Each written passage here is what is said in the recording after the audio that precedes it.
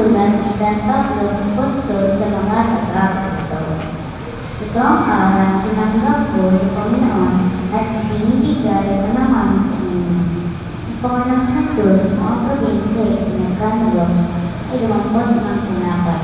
Nagpasalamat at nagprapraso ito at sinabi, ito ang aking katawan na inahandog para sa inyo. Gawin ninyo ito bilang pag-alaala sa gayon din naman matapos pagkakunan ay nanawakan niya ang saraw at sinabi, ang saraw ito ang pag-ipan na pinagtitibay ng aking tuloy. Pininamin ninyo ito, gawin ninyo bilang